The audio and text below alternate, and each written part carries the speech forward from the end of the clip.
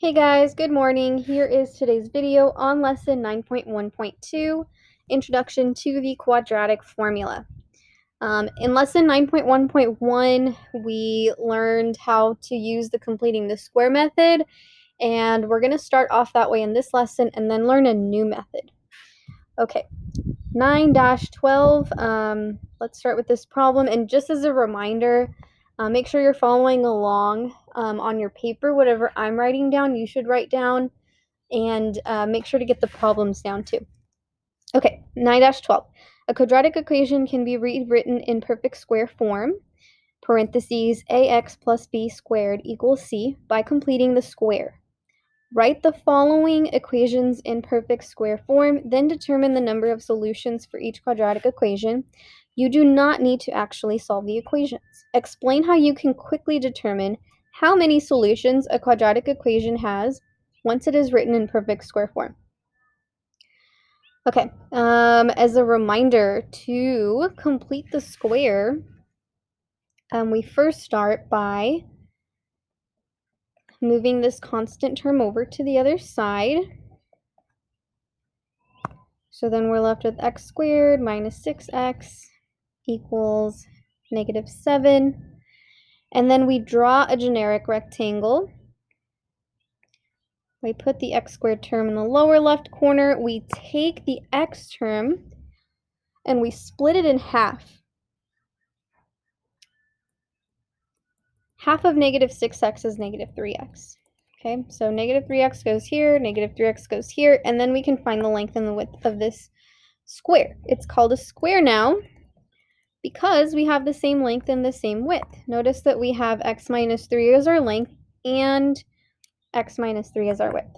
Okay, so what do I need to add here to make this a perfect square? Well, negative 3 times negative 3 is positive 9.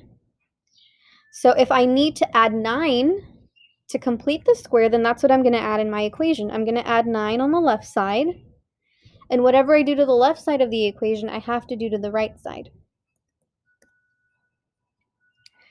Okay, so let's simplify.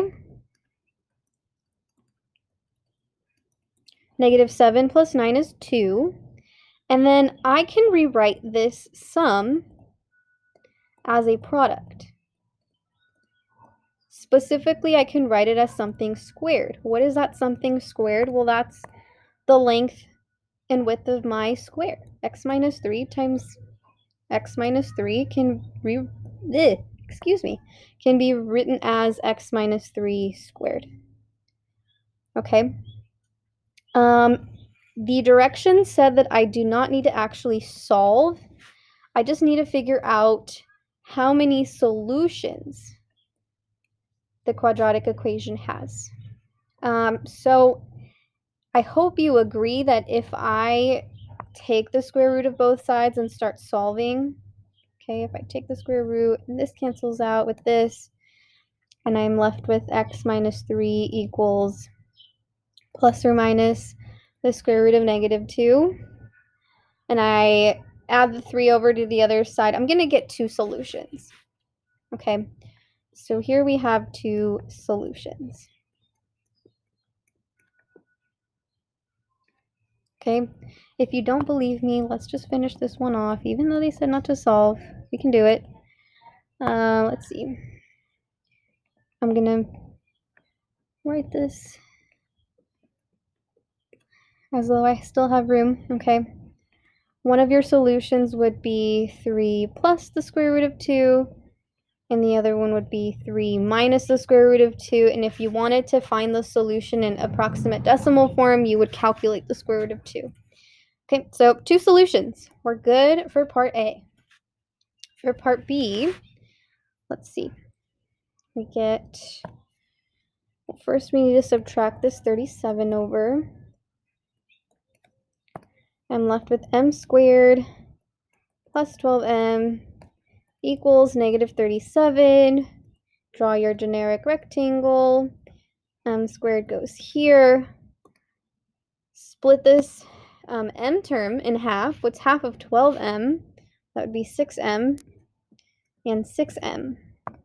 find the length of this square. Okay. What would you need to have here to make this a perfect square? Well, 6 times 6 is 36. So that's what I'm going to add to both sides of my equation, because that's what I need to complete the square. Add 36 here, and add 36 on the other side too, because whatever you do to one side, you have to do to the other side of the equation. Now simplify. Negative 37 plus 36 is negative 1. We can rewrite m squared plus 12m plus 36 as this length squared. Okay, that's because m plus 6 times m plus 6 gives us this. Here, though, if you take the square root of both sides, we have a problem. I'm going to get m plus 6 equals, but I can't take the square root of a negative. So how many ooh, what happened here? Scroll down on me. I don't think it likes me writing so close to the edge of the screen. Okay. Anyway, you can't take the square root of a negative number. So how many solutions does this quadratic equation have? No solutions. Okay, 0. 0 solutions. Okay, let's do part C. And I don't want to deal with this 4 in the front, so let's divide everything by 4 first. Okay, that leaves me with p squared plus 9p equals negative 20.25. Let me double check that that's correct. Yeah. Okay. And dividing by 4 here is mathematically legal because I'm doing it to everything in my equation. Okay. Now let's draw our generic rectangle. Put p squared here. Split this 9p in half. Half of 9 would be 4.5. Okay, find the length and the width of this rectangle, which is a square because I have the same length and the same width. And multiply 4.5 times 4.5 to get that missing term in the top right corner. 4.5 times 4.5 on my calculator gives me 20.25. Oh, that number looks familiar. Okay, so add 20.25 to both sides of your equation. I didn't leave room, so I'm going to have to rewrite it to 20.25 equals negative 20.25 plus 20.25. Okay, sorry if this is a little messy, but separating the work from part A and part C. Okay, let's simplify now. I have the left side of the equation. And negative 20.25 plus 20.25, that adds up to 0. So that's kind of nice now. Now, if I rewrite this as something squared, that's just going to be this length. So p plus 4.5. If I take the square root of both sides, this and this cancel. So I'm left with p plus 4.5 equals, well, the square root of 0 is just 0. Okay. I can't really put a plus minus in front of the 0 because 0 doesn't have a sign. And so in this case, I'm just one step away from solving. P equals negative 4.5. And so in this quadratic, I have one solution. Perfect. Okay, let's do part D. Okay. Subtract 9 to the other side. I'm left with k squared minus 3k equals negative 9. Draw a generic rectangle, put k squared here, split negative 3k in half. That would be negative 1.5k. Find the length and the width of this square. And complete this square. What is negative 1.5 times negative 1.5? That's going to be positive 2.25. So I add 2.25 to both sides of my equation. Okay, so I'm left with k squared minus 3k plus 2.25 equals, and then this negative 9 plus 2.25 is equal to negative 6.75. Again, rewrite the left side as something squared. That's going to be k minus 1.5 because that's the length and the width of that square. And again, here, if you try to take the square root,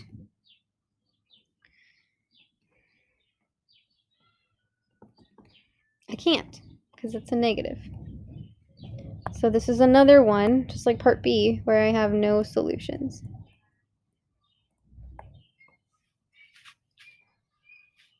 All right, so now that we've revisited completing the square a little bit, it's time to learn about a new method called the quadratic formula. 9-13 says quadratic formula. One way to calculate the roots of a parabola is by using the quadratic formula shown below. This formula uses values a, b, and c from a quadratic equation written in standard form. Explained in the next paragraph. Okay, here's the formula. X is equal to negative b plus or minus the square root of b squared minus 4ac all over 2a. All right, here's what the standard form equation was. When the quadratic equation is written in standard form, i.e., it looks like ax squared plus bx plus c equals 0, then a is a number of x squared terms, b is a number of x terms, and c is a constant. If x squared minus 3x minus 7 equals 0, then what are a, b, and c? Okay. A is the number of x squared terms. How many x squared terms do we have? Well, we have 1. Okay, so a is equal to 1. I added that 1 in front because x squared is equal to 1x squared. Okay. B is a number of x terms. How many of those do we have? We have negative 3 of them. Yes, you want to include the sign. So b is equal to negative 3. And then c is the constant. So c is equal to negative 7. Okay, and that is because we have that equation in standard form, a, b, c. And this is going to be useful because we're going to be able to plug it into that quadratic formula that they gave us. I'm going to rewrite the formula. X is equal to negative b plus or minus the square root of b squared minus 4ac all over 2a. So let's plug stuff in. Here they wanted a b. B was negative 3, so let's plug that in there. I'm putting parentheses around the negative 3 here because we already have a negative out front. Okay. B is also being plugged in here. So let's plug in a negative 3. Again, put that around parentheses. That's going to matter. Something that's negative square turns into a positive. Okay. Here they want an A. So plug in an A. Plug in an A here as well. Down below, and last but not least, plug in that C. Okay. And now you are going to simplify and solve for x. Okay. So a negative negative turns into a positive. So positive 3 plus or minus, let's get rid of that positive, plus or minus the square root of, well, negative 3 squared is 9, minus 4 times 1 is 4, and 4 times negative 7 is negative 28. 2 times 1 on the bottom is 2. Okay, let's simplify one step further. 9 minus a negative 28, that turns into a double positive. 9 plus 28 is 37. Okay, all over 2. This is my answer. Okay. This is my answer in exact form. Remember from the notes for lesson 9.1.1, exact form is when I have the radical still in my solution. The radical is that square root symbol. If I want my solution in approximate decimal form, I'm going to have to calculate what that square root of 37 is. Okay, so let's start down here. I'm going to copy what I had over there. Let's see, square root of 37 over 2. Well, the square root of 37 is, I'm calculating this on my calculator, but it's not working. I know it's going to be a little bit bigger than 6. Sorry, guys. This is lagging. Got it. Okay. About 6.1. I'm going to round to the nearest 10th place. About 6.1. So again, because I have plus minus, I can do either 3 plus 6.1 over 2 or 3 minus 6.1 over 2. And both of those are going to be solutions. Okay, again, plus, minus. Let's keep calculating. 3 plus 6.1 is 9.1. And 3 minus 6.1 is negative 3.1. Okay, one more step to solve for x. What is 9.1 divided by 2? That is 4.5. Here, negative 3.1 divided by 2 is negative 1.55. Okay, here are my solutions in approximate decimal form.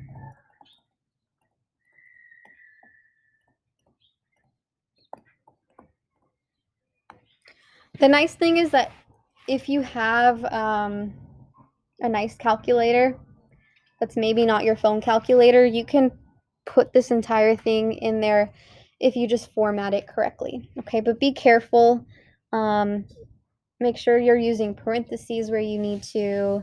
Make sure that you're typing stuff into the calculator correctly. But as you can see from my work here, I'm just going step by step to make sure that I have my all my steps done correctly. Okay, before we move on, I don't want you to forget this formula.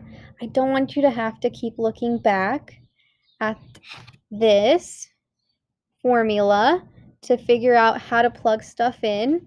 And so I have this method that works, that enables you to memorize the formula. Are you ready? Here we go.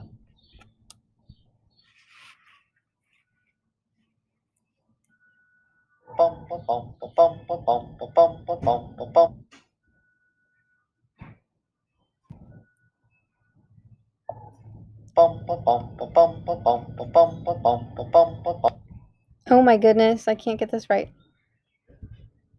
There we go.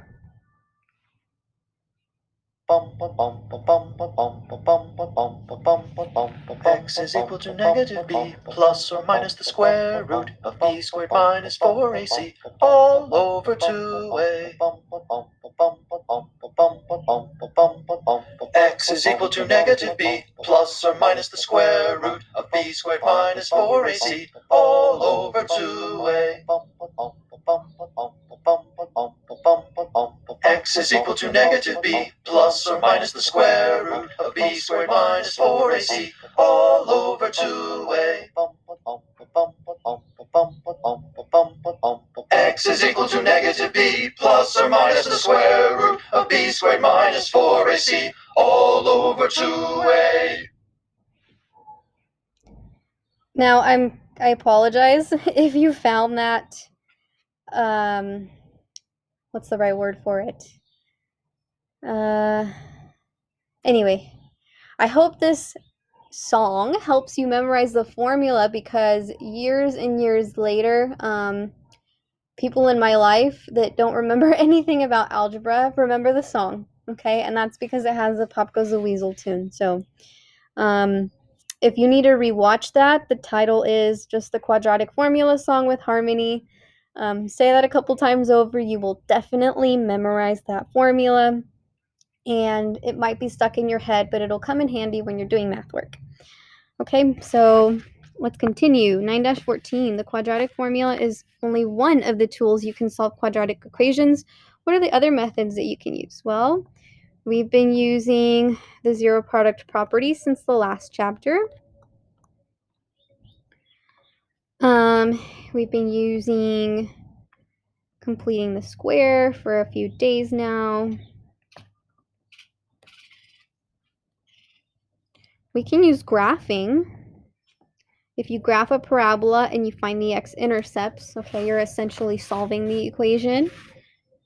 And then we now have the quadratic formula. So that's our fourth method. Okay. Last problem for today is just using the quadratic formula to solve the equations below for x. Don't worry about checking your solutions with the graphing calculator because you might not have one. Okay. So let me label each part of my equation so that I can correctly substitute. Okay, here a is equal to 3, b is equal to 7, and c is equal to 2. And once more, that formula was, I'm going to sing it for you, x is equal to negative b plus or minus the square root of b. Wait, I'm not getting the tune right. I have to start over. Hold on. X is equal to negative b plus or minus the square root of b squared minus 4ac all over 2a. Thank you for sitting through that if you have the volume turned on. Okay, let's plug stuff in. Plug in 7 for b. I'm going to put parentheses around it. Plug it in here too. Now let's plug in a.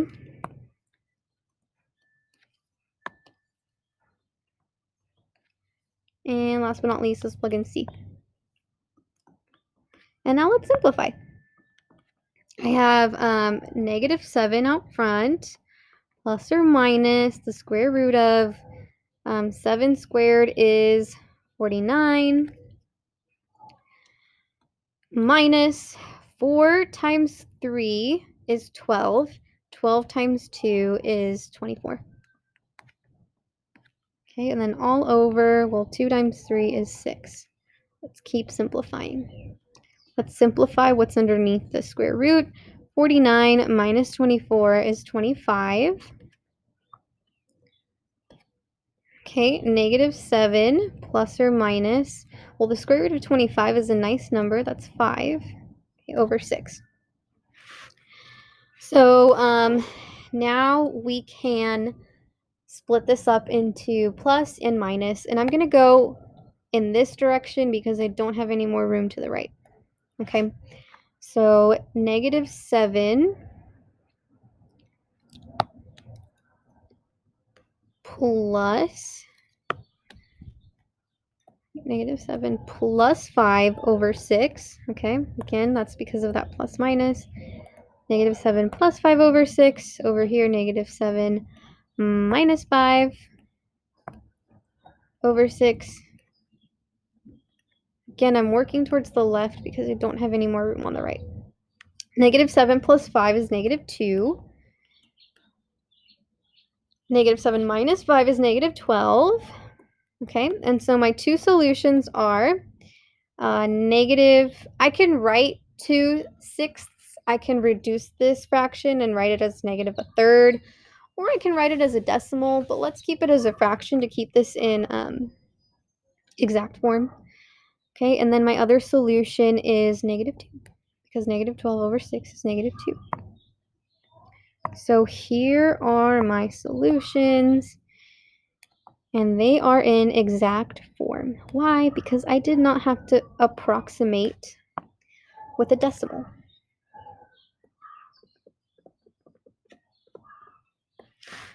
All right, let's do B.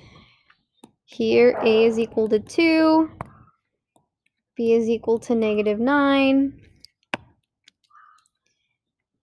and then C is equal to negative 35. One more time, here's a song. You can mute it for a couple seconds if you like. Okay, x is equal to negative b plus or minus the square root of b squared minus 4ac all over 2a. All right, let's plug stuff in. Let's plug in a negative 9 here and here. Let's plug in a 2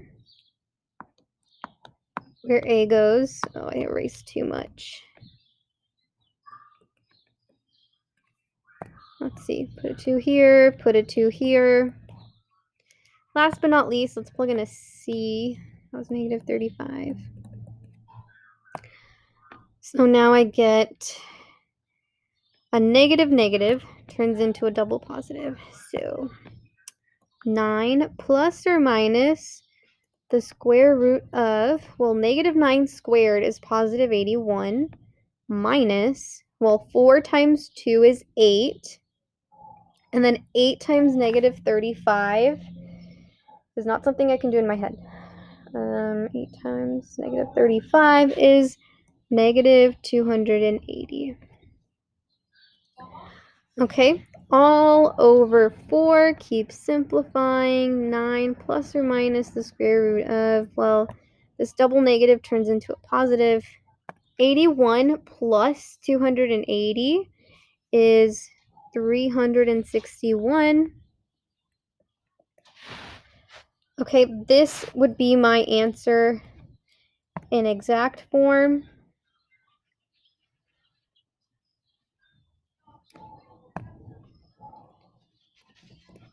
But if I want to keep going, I need to calculate the square root of 361 so that I can rewrite it in approximate form. So I'm going to continue that over here. The square root of 361 is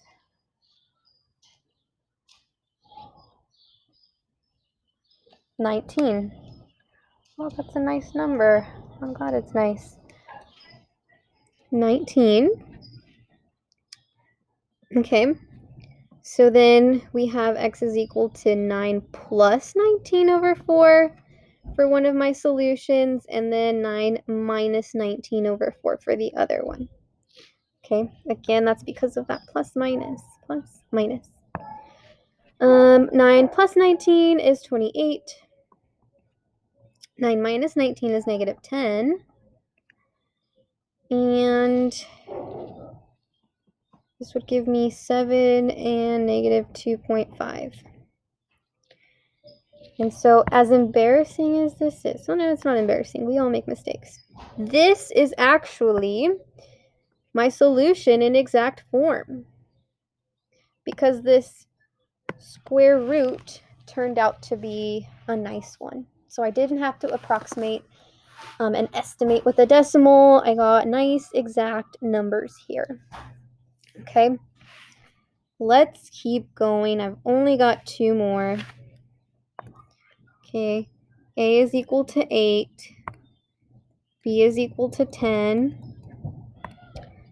C is equal to, I was going to write 9. 3. Okay. Here's the song again.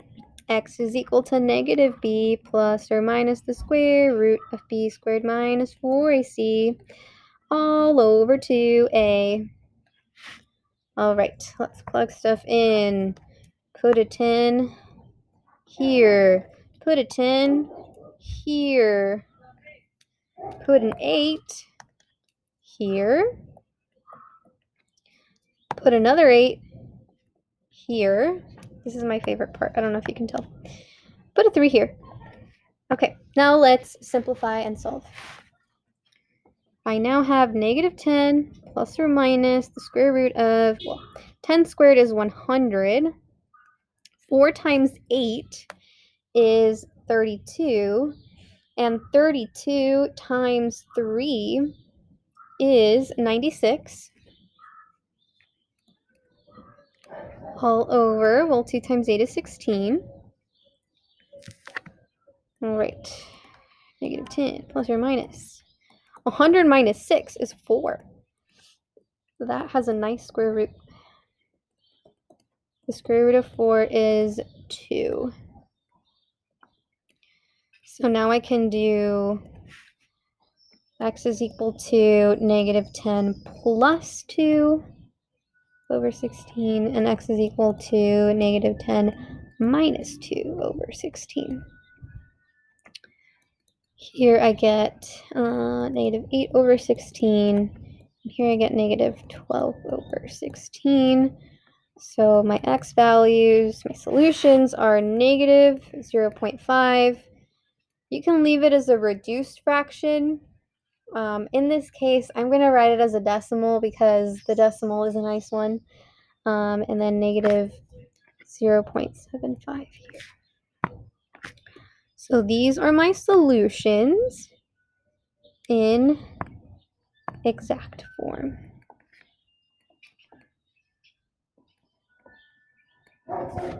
All right, one more problem to do. Here, 1x squared is the same thing as x squared, and so my a value is 1. B is negative 5. And C is positive 9. And so I'm going to sing the song for you again. All right. X is equal to negative b plus or minus the square root of b squared minus 4ac all over 2a. All right. Let's plug stuff in. Got a little ahead of myself here. Okay. Negative 5 here. Negative 5 here.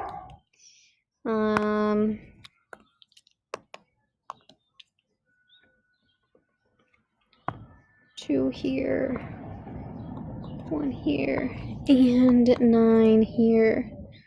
Okay, let's simplify. A double negative is a positive, so I have 5 plus or minus the square root of, well, negative 5 squared is a positive 25, minus 4 times 1 is 4, times 9 is 36. Okay, 2 times 1 is 2. Keep simplifying. 25 minus 36 is negative 11. Can you take the square root of a negative number? No, you can't. Can't take the square root of a negative. So here, my answer is just no solution.